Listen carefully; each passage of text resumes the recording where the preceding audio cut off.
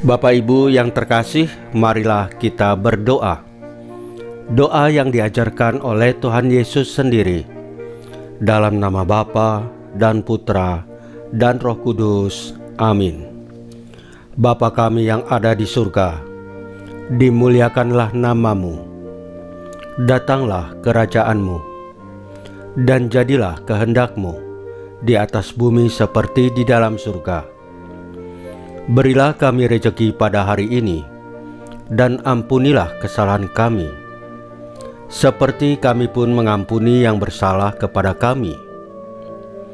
Dan janganlah masukkan kami ke dalam pencobaan, tetapi bebaskanlah kami dari yang jahat. Ya Roh Kudus, hadirlah saat ini untuk memimpin dan membimbing kami dalam membaca firman Tuhan Yesus dan merenungkannya, sehingga kami dapat mengerti maknanya dan dapat kami laksanakan dalam hidup kami sehari-hari di tengah masyarakat kami.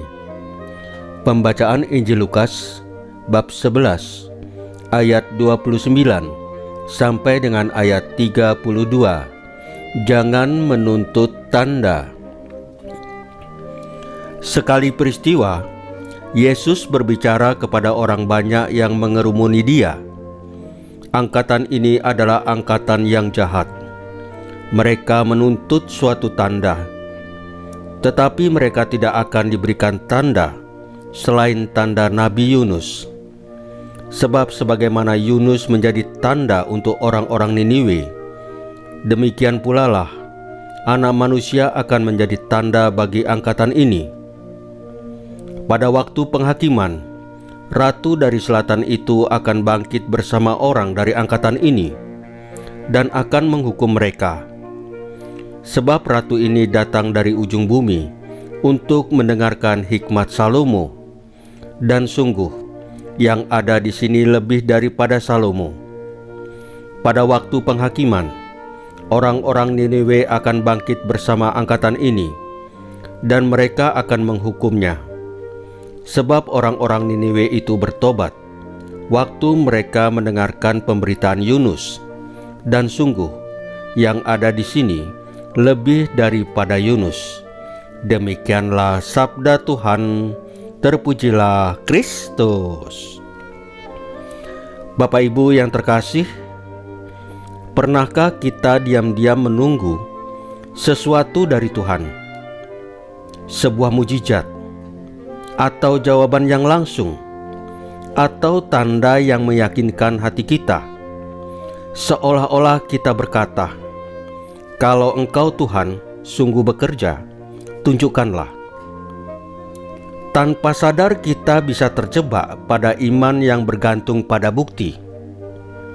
Dalam Injil Lukas hari ini, Yesus melihat kerumunan yang terus mencari tanda. Ia menyebut mereka angkatan yang jahat, karena hati mereka tidak sungguh terbuka. Tanda yang diberikan hanyalah tanda Yunus.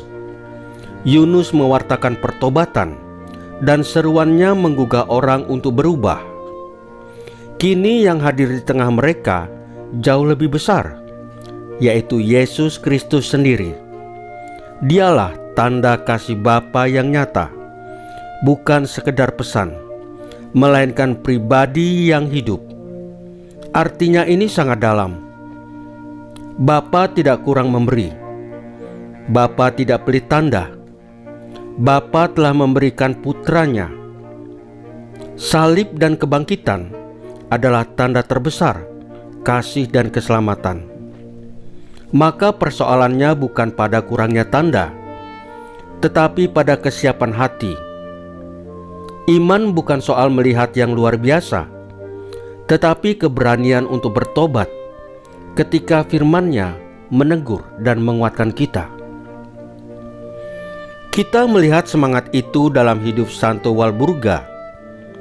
Ia meninggalkan tanah kelahirannya demi mewartakan Injil dan membina hubungan rohani umat.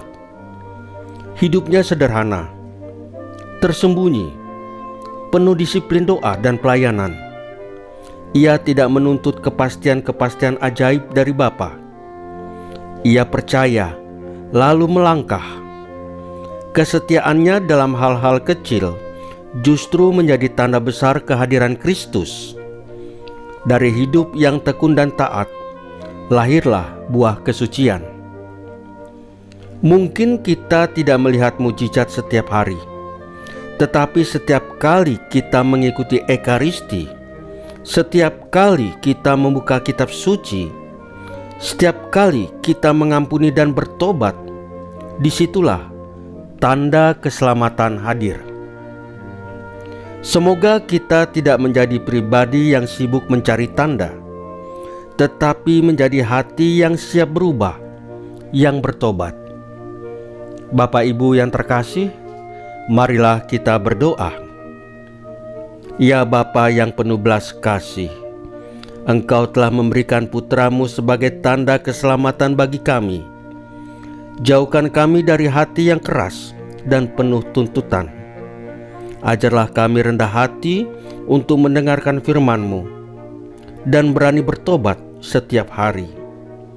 Jadikan hidup kami tanda kasih-Mu bagi sesama. Salam Maria, penuh rahmat, Tuhan sertamu.